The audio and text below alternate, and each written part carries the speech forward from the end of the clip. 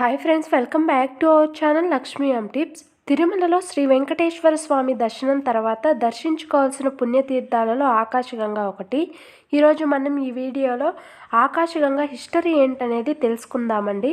పూర్వం స్వామివారి భక్తుడైన తిరుమల నంబి స్వామి పూజకు కావలసిన నీటిని ప్రతిరోజు అంజనాద్రిలోని పాప వినాశనం దగ్గరికి వెళ్ళి తీసుకుని వచ్చేవారంట.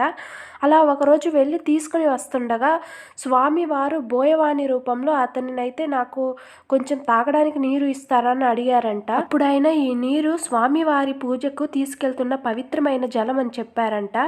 ఆయనకు తెలియకుండా స్వామివారు ఆయన కుండకు చిన్న రంధ్రం చేసి నీటిని అయితే తాగారంటండి. అది చూసి తిరుమల నంబి కన్నీరు పెట్టుకున్నారంట. ఆయన భక్తికి మెచ్చి ఆ బోయవాడు ఇక్కడికి సమీపంలో స్వామివారి పూజకు కావాల్సిన నీరుందని చెప్పి తీసుకెళ్లి కొండకి తన బాణాన్ని ఎక్కుపెట్టగా అక్కడి నుంచి దారుగా నీటి ప్రవాహం అయితే వచ్చిందంట. ఆ నీటి ప్రవాహం ఎక్కడి నుంచి వస్తుందో తెలియక దాన్నైతే ఆకాశగంగా అని పిలుస్తున్నారంటండి. Thank you for